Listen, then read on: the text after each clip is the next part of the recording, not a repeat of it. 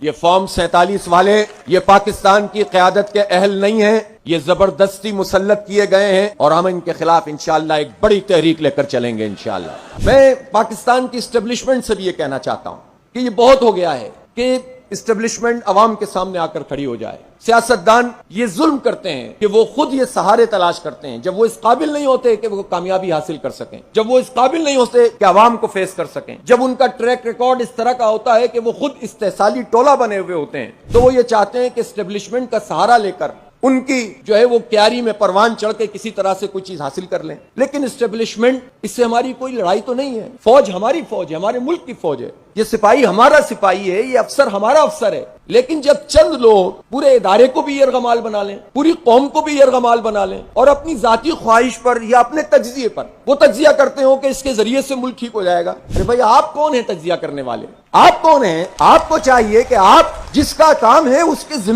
کے ذریعے سے کریں۔ تو چند لوگ اگر یہ کام کرتے ہیں تو اس کے نتیجے میں خود جو عوام جو سپاہی سے محبت کرتے ہیں، فوج سے محبت کرتے ہیں، آج بھی اگر سب اپنی اپنی پوزیشن پہ چلے جائیں تو یہ قوم ہر سپاہی کو اپنے ماتھے کے اوپر اور اپنے سر کے اوپر رکھنے کے لیے تیار ہے۔ لیکن لوگوں کو یہ سمجھنا پڑے گا کہ ہم سب کو اپنی اپنی آئینی پوزیشن پر واپس جانا پڑے گا۔ آپ جتنی دیر لگائیں گے اتنی نفرتیں بوئیں گے، جتنا وقت لگائیں گے اتنا فوج کو نقصان پہنچائیں گے۔ لہٰذا میں کھلی پیشکش کرتا ہوں کہ اس سلسلے میں اس آئین کی بالادستی کے لیے اگر سب بند گلی میں پھنس گئے اور واقعی پھنس گئے، میں پیشکش کرتا ہوں کہ جماعت اسلامی اس بد گلی سے سب کو نکالنا چاہتی ہے، اس قوم کو آگے بڑھانا چاہتی ہے، لیکن طے کرنا پڑے گا کہ سب آئین کی بالادستی کو مقدم رکھیں گے اور اپنی آئینی پوزیشن پر واپس جائیں گے۔ تو ہم انشاءاللہ تعالی اس میں پیش رفت کر کے ایک راستہ نکالنے کے لیے، اس لیے کہ جماعت اسلامی کے علاوہ کوئی یہ کام کر بھی نہیں سکتا ہے، اگر آئین کی بالادستی کے لیے لوگوں سے گفتگو کرنی پڑے گی کریں گے۔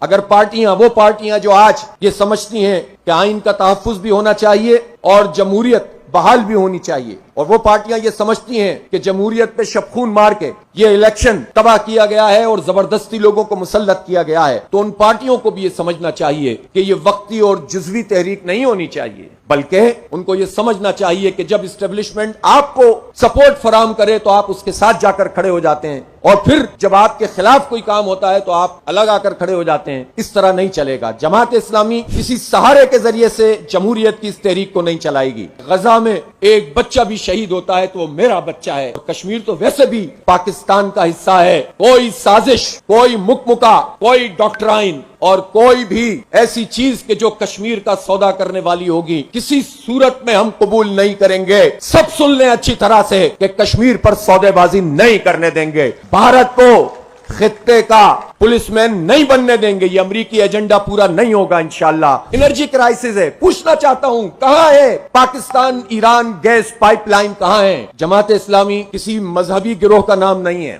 کسی مسلکی گروہ کا نام نہیں ہے، کس کی فرقہ واریت پر یقین رکھنے والے گروہ کا نام نہیں ہے۔ جماعت اسلامی دین پیش کرتی ہے، اور دین ایک نظام کا نام ہے۔ دین ترجیحات طے کرتا ہے۔ دین انسانوں کی غلامی سے نکال کر انسانوں کے رب کی غلامی کے نظام میں لانے کی بات کرتا ہے۔ ہم جماعت اسلامی کو کسی کا اعلی کار نہیں بننے دیں گے۔ ہم جماعت اسلامی کے کارکنوں کی اتنی زبردست اجتماعیت کو آپ کنفیوز نہیں ہونے دیں گے، اور ہم پاکستان کے عوام کو بھی کنفیوز نہیں کرنا چاہتے۔ ہم اپنے پرچم، اپنے نشان پر اپنی اس سیاسی تحریک کو لے کر چلیں گے انشاءاللہ تعالی۔ ہمارا پورا ملک ہمارا حلقہ ہوگا انشاءاللہ تعالی۔ حلقہ بندیوں کی اس سیاست کو خیر بات کیجئے اور پورے ملک کو حلقہ بنائیے۔ جماعت اسلامی یوتھ کو انشاءاللہ اپنے بنیادی طور پر ہدف میں رکھے گی۔ ہمارے یوتھ کے بہت مسائل ہیں، ہمارے نوجوانوں کے بڑے مسئلے ہیں۔ خواتین کو تحفظ فراہم ہونا چاہیے، ان کو عزت والی ٹرانسپورٹ ملنی چاہیے۔ ان کے ساتھ کیا سلوک کیا ہوا ہے؟ نعرے لگاتے ہو ان کے، صرف اس کا نام رکھ دیا کہ اپنی پارٹی کے چند لوگوں کو نوازنے کے لیے پرسنٹیج رکھ دو اسمبلی میں، اس سے خواتین کے مسئلے حل ہو جائیں گے۔ خواتین کے ایشوز ظاہر ہے یہ آبادی ہے، آپ دیکھیں تو صحیح، جو ورکنگ ویمن ہیں ان کا کیا حال ہے، ان کو ویجز پورے نہیں ملتے، ان کو ہیرسمنٹ کا نشانہ بنایا جاتا ہے۔ میرے لیے دعا کیجیے گا، بہت کچھ بھی نہیں ہے، بہت دعا کیجیے گا کہ اللہ تعالیٰ توفیق دے کہ کوئی اس کے راستے میں کوئی